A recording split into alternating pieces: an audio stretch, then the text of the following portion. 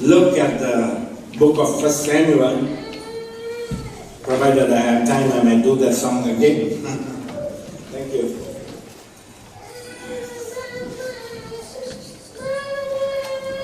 Wow. I'm glad my grandchildren are far away. This morning I want to look at the book of 1 Samuel chapter 17 and David, the life of David. And if there is one thing you can learn from David's life, is this: destiny will not appear on your front doorstep and introduce herself. As one writer says, there is a spiritual dynamic to destiny, and it is not solely spiritual. A lot of people want destiny, but a lot of people are not willing to engage with God to come to where God wants them to be. There are two parts to destiny. Number one is God's part and my partnership with Him to bring to pass what He has purposed in my life.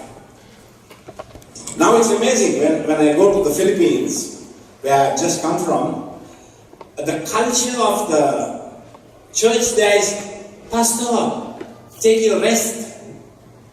And I tell them, I didn't come here to rest. If I wanted to rest, I would have probably done better at home, because in 5 or 6 days I preached 10 or 11 times. So I have come to engage that God has a destiny for my life, and I want to partner with Him to bring His purpose to plan to pass in my life. I like David because he had what is called a warrior spirit. But there is a danger in having only just a warrior spirit, because you can fight battles that are not worth fighting. Wow. The warrior spirit is opposite of what is called the wimpy spirit. The wimpy spirit says, we'll pray about it. And nothing happens. And they do nothing. And after 10 years, they're in the same place, stagnated spiritually, and other people have outrun them. Life is a race. David found the track that God had called him to run on. And I think it's important for us to know in our hearts the one thing that God has called us to do and give ourselves to it. Some people have a vision that changes every year. They try something, it doesn't work, then next year they have another vision. 5 years go by, 5 different visions, and accomplish nothing.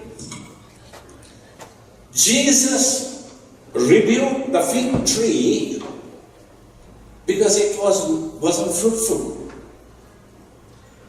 And it's very interesting when you study the story of the fig tree. When you looked at the fig tree from a distance, you couldn't determine whether there was fruit on the tree or not, because the color of the leaves and the fruit was identical. And according to the culture of the land, anybody who was hungry could eat of a fig tree, even though the tree was in somebody else's garden. So God wants us to live productive lives. It's sad but true, only 5% of people in 100 accomplish the one thing that God has called them to do. Only 5%. Of every 100 people who have a vision for their lives in spiritual terms, only 5 people will finish well. That's sad. And the reason is this: very often we are looking for ideal circumstances in which to serve God. Ideal. There will never be the ideal. I discovered that this morning from 8:15 onwards. There's a real world. When you're out there, it's a different world. and you're detached from the reality of life. You just come in, do your thing, go off, come in, do your thing, go off. That's easy. But then you come into the real world. And you got to decide in your heart and your spirit, what do I give myself to? In the book here of 1 Samuel chapter 17, the person that does nothing but sit around and procrastinate waiting for God will never accomplish anything. That's reality. So here we have a young man who was about 15 years old. 15 years old. And he is different from the young man in Genesis 37 who had a vision for God. Their motivations were totally different. In Genesis chapter 37, 1 to 5, you can put that on the OSP. Joseph had a vision, but 5 times he uses the personal pronoun. It's all about me. Wow. And as a consequence, he goes into the pit. And then he goes into a prison. And God uses those experiences to shape his character. The painful experiences of life are designed to shape us. And I realized something, that before God can bring a turn through you, he will have to first do the turning in you. Because, like one person long ago reminded me, the cup of success and prosperity, even in the spiritual realm, can only be drunk on your knees. So David is anointed to be the next king of Israel. Wow. But he's not appointed. And there's a difference and distinction between the two. It's one thing to be anointed, it's another thing to be appointed. So what does David do? He goes back to his father's house and is looking after his father's sheep. He understood the principle of timing. Timing. He knew, although the Lord had selected him to be the greatest leader the nation of Israel ever knew, he was still not ready for the position of leadership that God had prepared for him. So he doesn't go to his dad and say, hey, I can't look after sheep now, I'm bigger than this. I talk to young people all the time. Oh, we have this great big vision for our lives. We want to lead, not serve. I have been talking to young people over the last few days, and a couple of them asked me, Pastor, what do you think about Christian online dating? This is just a sideshow, okay? I said, I have no biblical view on that, but one thing, be careful. I know somebody who went Christian online dating and nearly ended up with a nut job. Maybe one person needed to hear that. What if you are very serious? Loosen up a bit.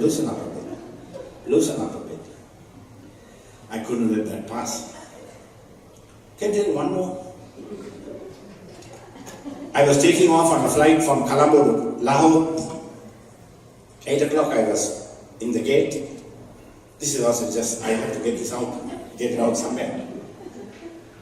And I saw the pilots get into a bus and go, and 15 minutes later they came back. They went to the runway and the plane wasn't there. Fly Sri Lankan, our planes are missing sometime. And you know, I heard the conversation because they were speaking in the vernacular.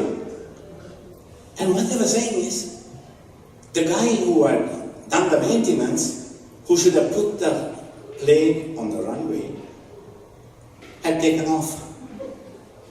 And so we flew 35-40 minutes late. Wow. It's beside the point.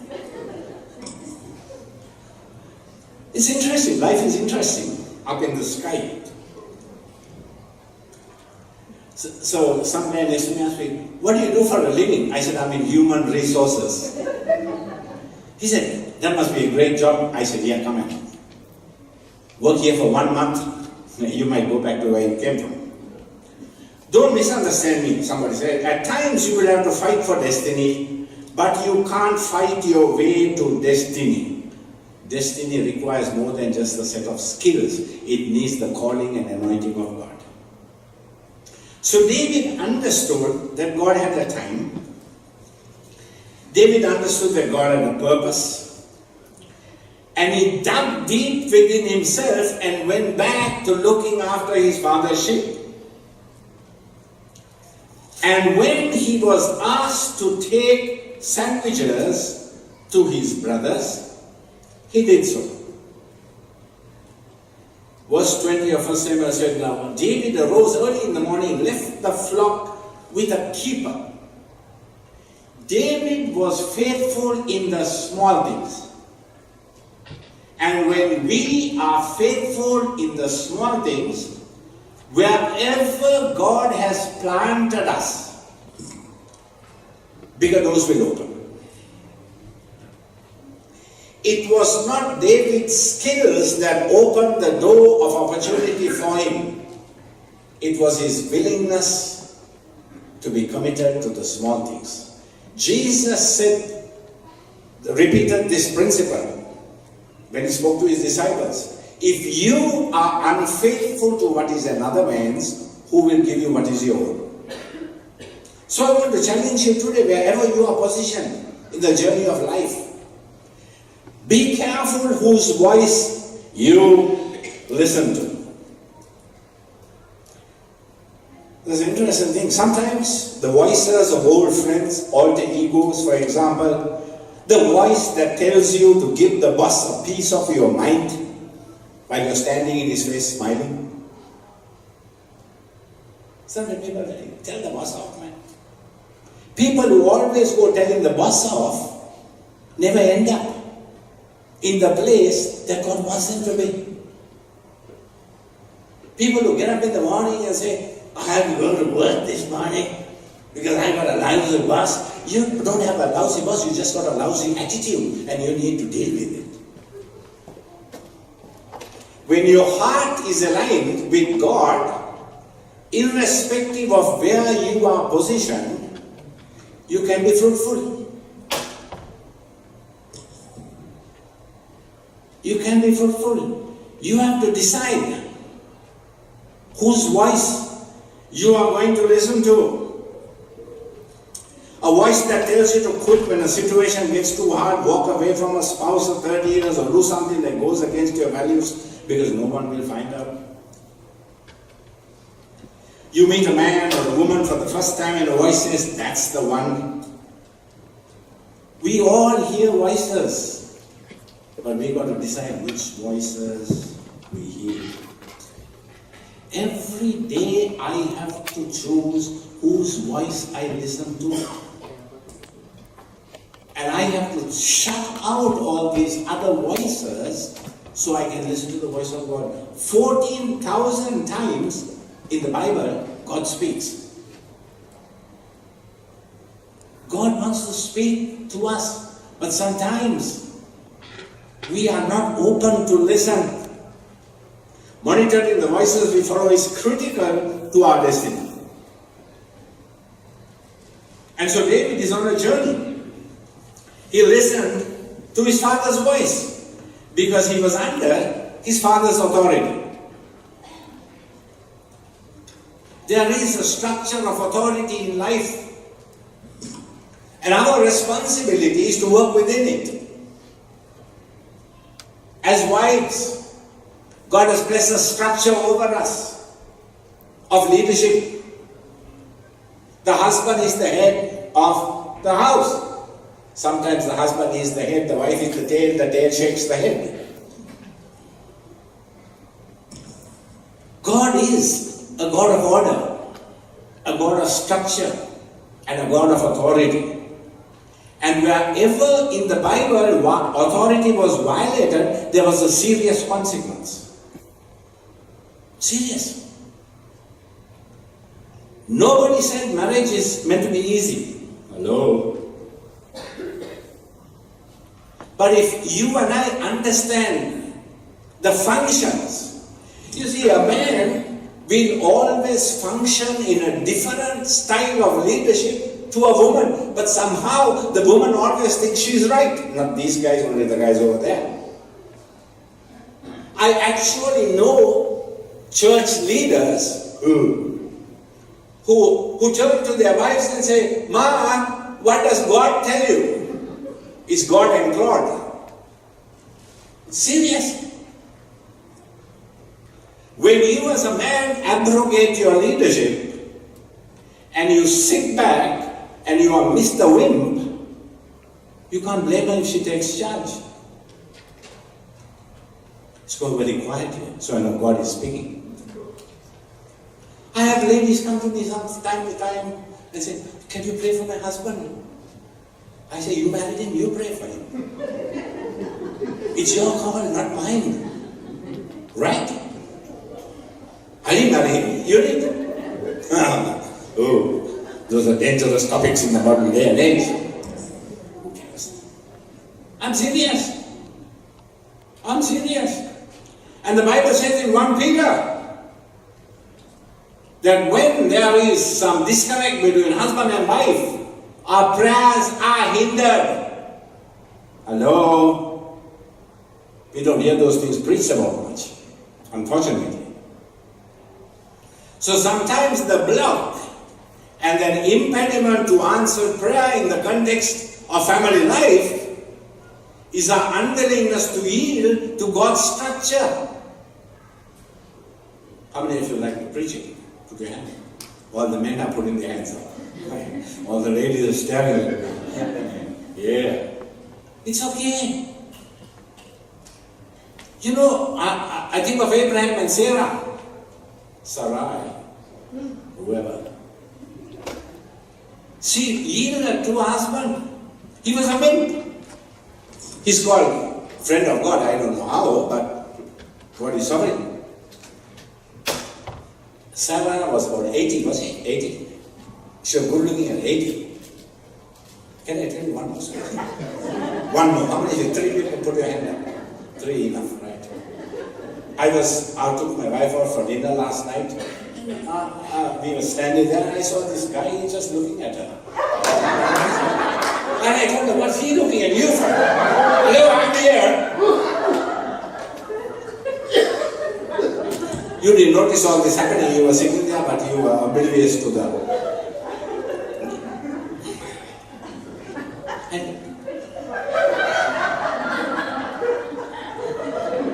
And he didn't know I was looking at him. And I was about to... Don't take much for me to fight. But I'm telling myself, cool it. And I'm looking. He was so enthralled that he didn't see me looking. But I know some of you sitting and say, "That's all right." Warrior spirit. Some of us, because we have gone through some challenges in early life,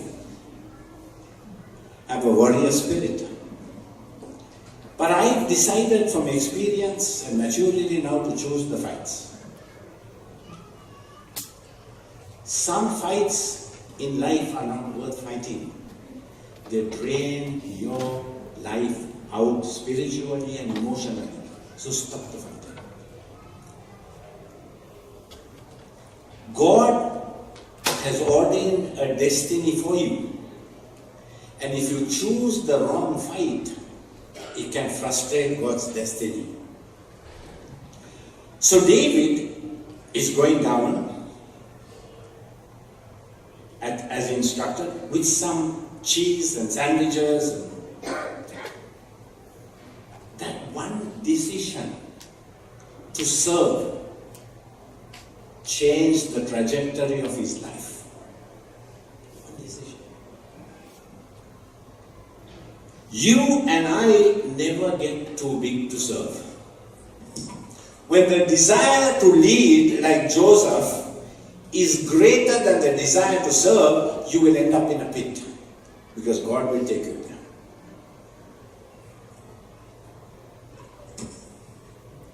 David's heart was a heart after God.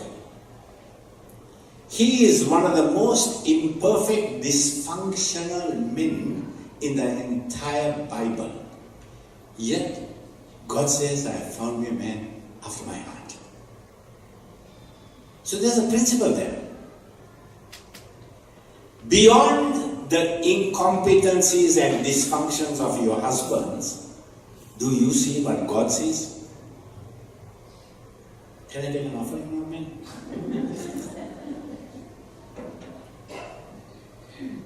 Beyond those things,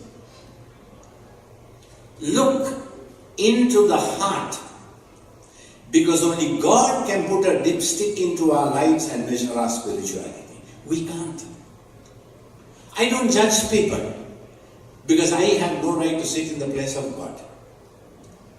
Because Jesus said, by the same judgment you judge others, you are going to be judged. One day. No getting past that. So, some fights are not worth the fighting.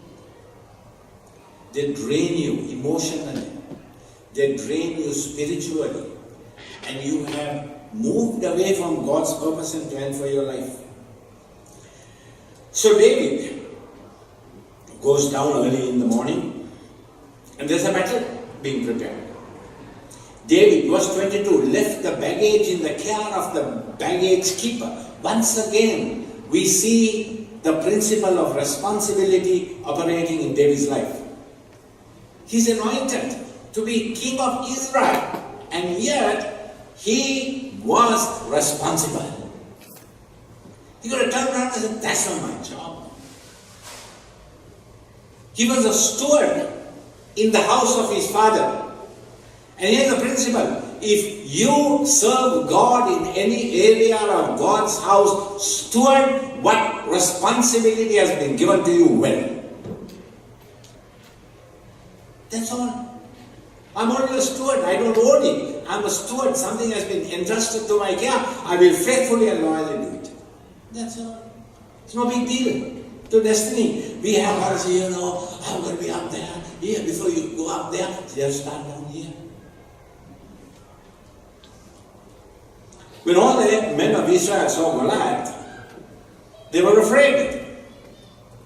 Verse 26, David was a conniving guy. David is not as anointed as we like to think he is. And as I read this story carefully, then David, verse 26, spoke to the men who were standing by him, saying, what will be done for the man who kills this Philistine and takes away the reproach of Israel? David said, is there something in it for me? That's human nature. That's human nature. Even on the best day of his life, there was still the flesh operating in the oil. Wow. Even on the best day of his life. He wants to know, is there something in this for me? And one guy says, yeah, you get the daughter of the king. Wow. That's an easy way to the palace. He had his own idea of how destiny was going to unfold in his life. He thought this is a shortcut to the palace. But it wasn't to be for another 15 years. You see, we've got to watch the motivation of our hearts in whatever we do. The Bible says, out of the abundance of the heart, the mouth speaks. Guard your heart with all diligence, for out of it flows the issues of life. In the Bible, the heart is the place of human government. Our dreams are birthed, our visions are seeded in the heart. And Satan will do everything he can to contaminate the heart. So Eliab, verse 28, heard what he spoke, and Eliab's anger burnt against David. Why? Eliab had the same opportunity, but he didn't use it. And here's another truth I've learned. When you fail to use the opportunity that God gives you, the door will shut and He will raise up somebody else to do it instead. That's it. It's over for you. It's over. Because God will get His work done, His kingdom advanced, with or without us. And I have seen some men of God, women of God sitting and having coffee because they lost their moment. It's gone. And some young legs, fresh legs have taken over. I was talking to a senior leadership in the church in the Philippines, and they said, Pastor, we now have fresh legs. Because they're ready, they run faster. And it's hard to keep up.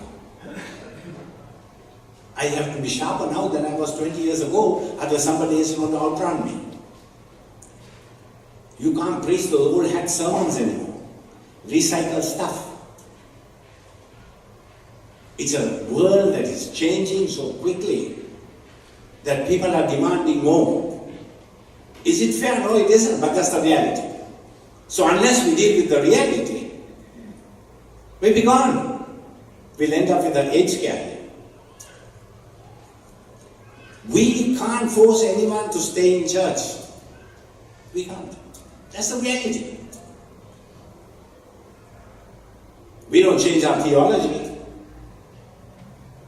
but we look at everything through the lens of change, and we change the things that need to be changed.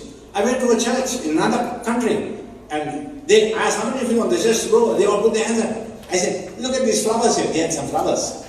I said, these have been purchased in 1945, Second World War.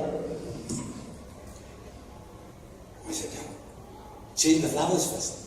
And it's interesting, I preached on Saturday, on Sunday morning, they had silently, discreetly put a new bunch of flowers. At least they were making a move. A large church, 800,000 people, right down the front, all plastic flowers. I said, get rid of the plastic flowers, don't have flowers at all, because nobody cleans them. After 3 months, when I walk in, I can see the dust on the flowers. People have a right to demand excellence. If we believe that Jesus did everything with excellence, we have to offer excellence as an alternative to the world. Otherwise, we can't expect them to come in.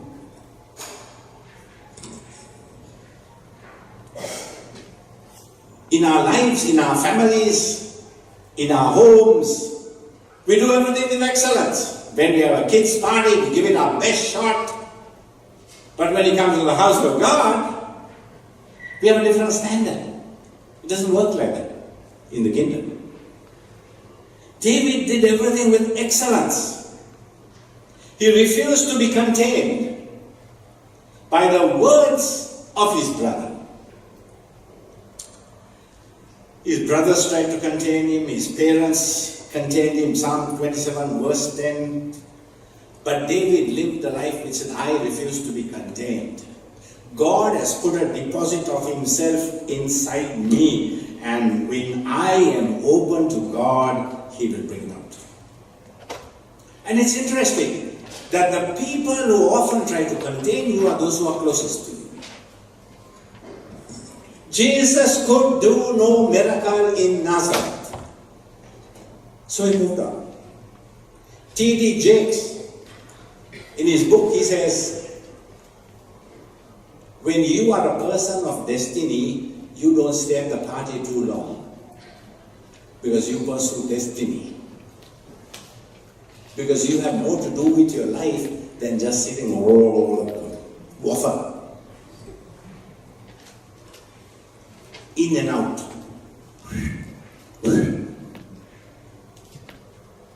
People who stay at parties too long have nothing to do.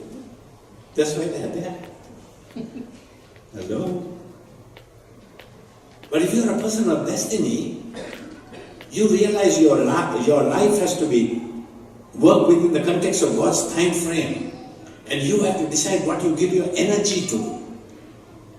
You can't give your energy to everything and to everyone. You can't make everybody happy. You are on your best day. So you got to ask yourself, am I a person of destiny? God has destiny for every one of us, but many of us are distracted from God's ultimate purpose, and we never end up in the place we want to be. So David, words had impact. When the words, verse 31, which was spoken by David were heard to Saul. David said, verse 32, let no man's heart fail on account of him. Your servant, he's still a servant. He is destined to replace Saul, but he's still serving Saul because he was Saul's armor bearer. So he was faithful to Saul, even though he knew that God would take the anointing off Saul and put it on him. Then Saul said to David, you are not able to go against this Philistine fighting, verse 33, for you are but a youth. He has been a warrior from your youth. But David said to him, your servant was tending his father's sheep. A lion and a bear came and took the lamb from the flock. I went out after him, attacked him, rescued him. You know what he's saying? I've got something in me that can take care of this problem for you. That's a principle. That's a principle. That's a principle that works through all of life. If you are in a job situation and you are under somebody, take care of their problem. You could end up in the place they are. It was there. It was there. We live in a world and a day and an age and a generation and a country where we cut down the tall poppies.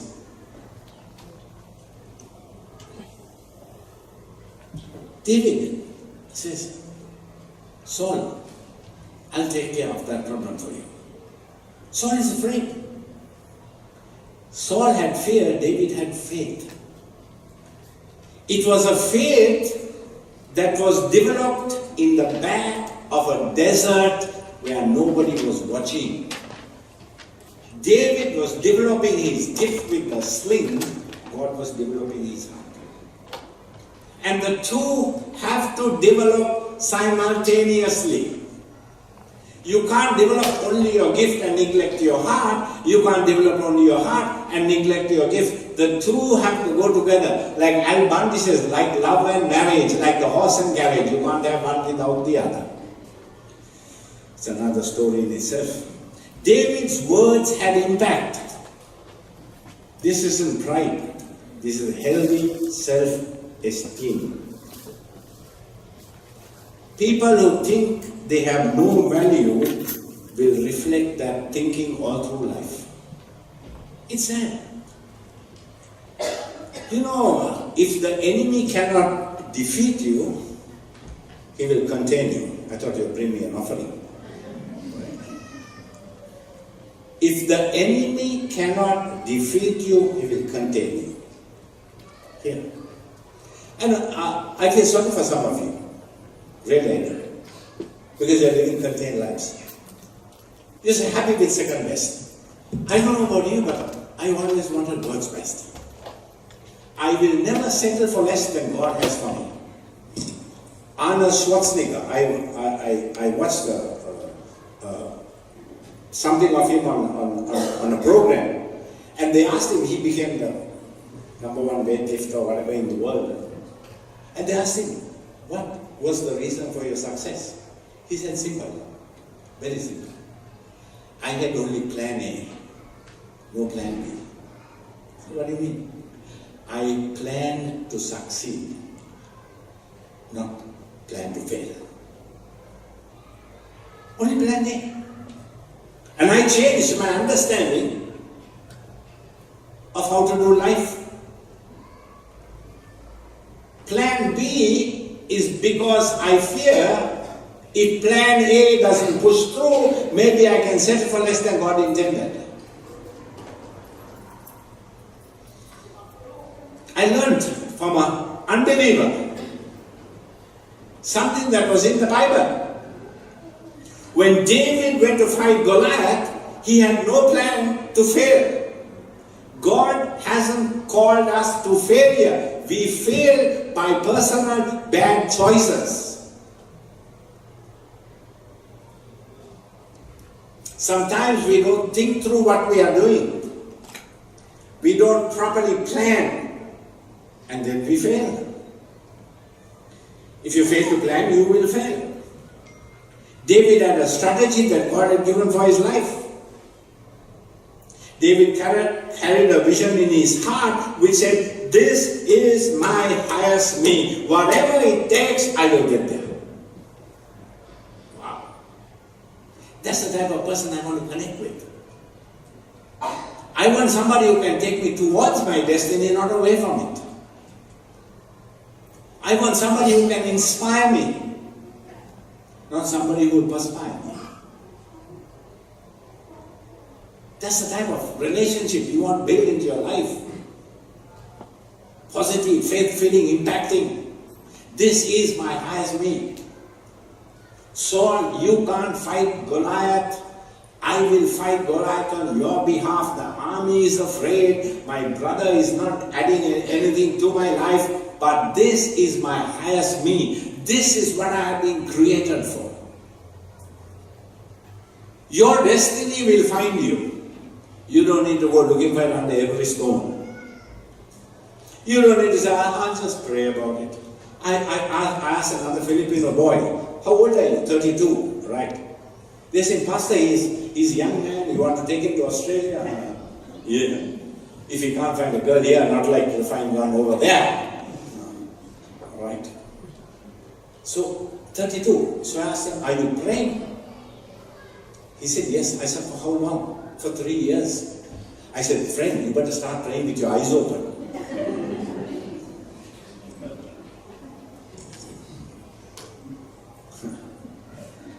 I got all three of my key points out.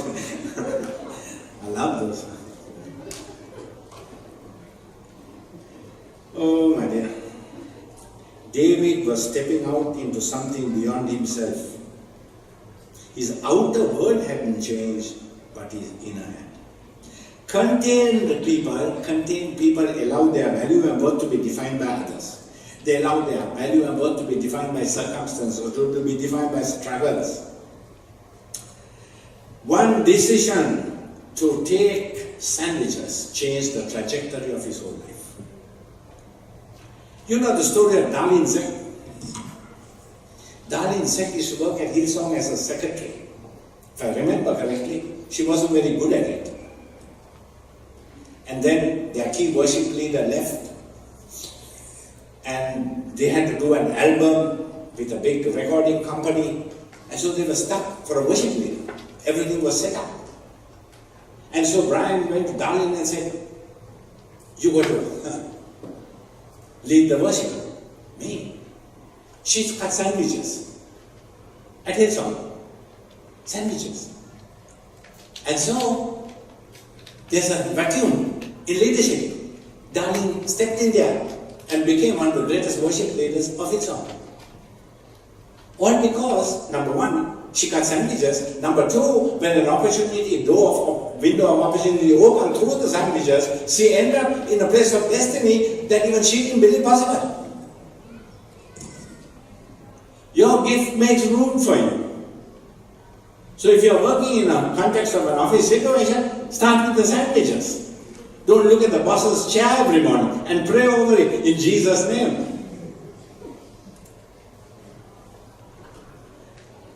Your outer world may not have changed. But when your inner world changes, everything will change in the outer. I believe that with all my heart. You got to feel good about me. Because God says so. David learned to walk in the power of his own voice. My friend, let me tell you one thing. Take this with you. Learn to walk in the power of your own voice. The voice of victory. Even when everything around you is dark and burdensome. Our devotion to God's kingdom grows our lives, not His devotion to us or our devotion to ourselves. David grew in his devotion to God, and that caused him to stand firm when the less devoted sat down.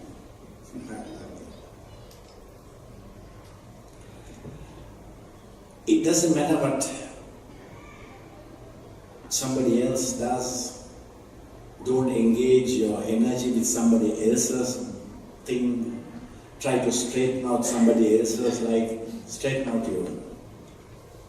There's too much imbalance in our lives to deal with first before we try to straighten the other outside world. David refused to fight Goliath in Saul's armor. You know, Saul says, take this and go and fight. But David says, no, I cannot use your armor. Why? I think there are two reasons for that. Number one, in verse 40, he took 5 stones. He was used to the stones. He had used the stones. He was familiar with the stones. He wasn't familiar with the armor because he wasn't a warrior in that sense. He hadn't fought in Saul's army. And number two, he knew with the heavy armor, if Goliath came after him, he couldn't run. Nothing spiritual about that. So in your journey, find out what works for you and develop that. You have one strength. People will tell you it's a limitation. Don't believe it. I can run fast. When you go to the airline and you get an exit row seat, you have to go through all this stuff. You know, in the event of an emergency, we have to turn.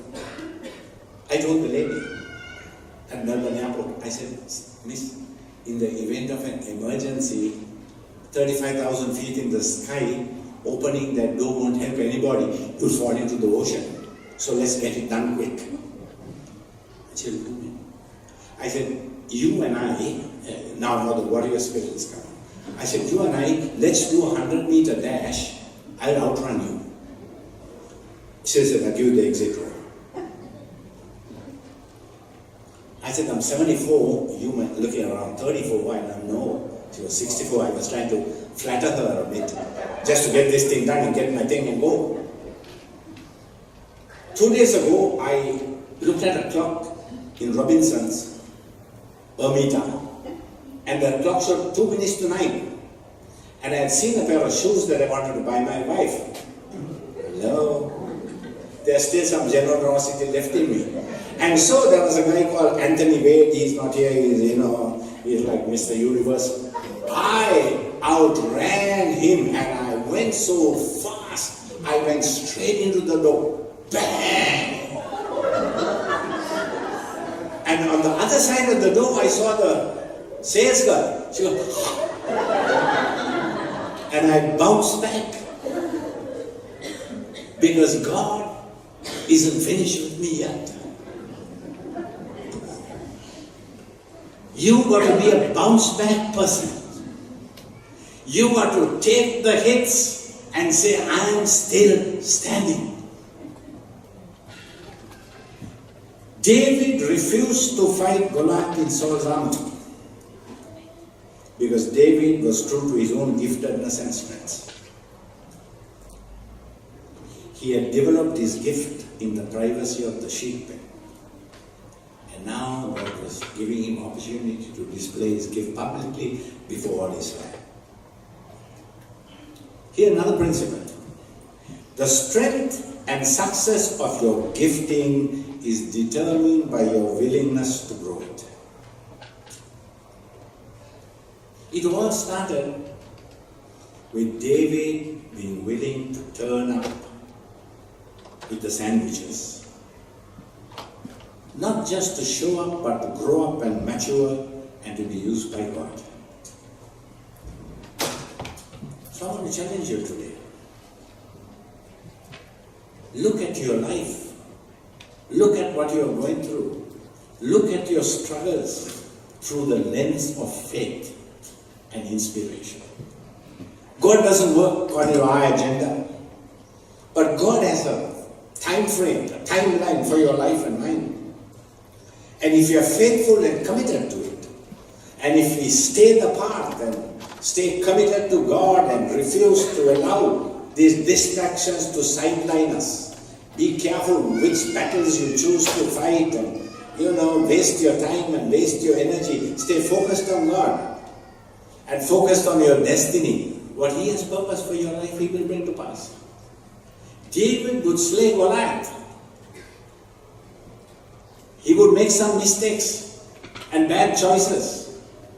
And there was a consequence for every bad choice.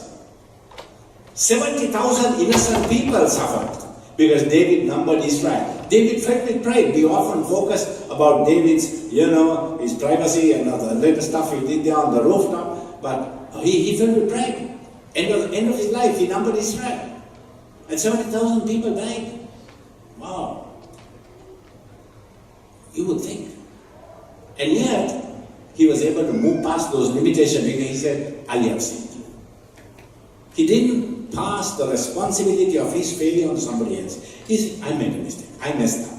And that's the starting point. That's the starting point of a journey to destiny. Destiny is easy to talk about, easy to preach about. Destiny will not appear suddenly on your doorstep. It's a process. And unless and until we engage with the process, all that God has purposed for our lives won't come to pass. So monitor the voices you follow. Be careful. Don't condemn yourself. Some people are victims. They have a victim mentality. I know because I've been there. I feel like a victim all the time because somewhere in the journey of life you've been hurt, you've been wounded, and wounded people attract flies. Wounds attract flies. The enemy is attracted to woundedness because he knows he can marginalize you and sideline you. So you can say, hey, I'm bigger than this. You might ask her, you don't know what I've gone through more than you because I've lived longer than you. But you know what? I had to make a choice. When people hurt me, when people betrayed me, when people disappointed me, I got to decide, am I going to punch this guy's lights out or am I going to move past this? The sword comes out. But I have to say, put the sword down. Because the destiny God has for my life is greater than all those energy-wasting power strands. And the more faithful I have been to God, the more committed I have been to His purpose and His life plan, the less I started listening to my negative voice and the negative voices of others, the more I have advanced in the pathway that God has prepared.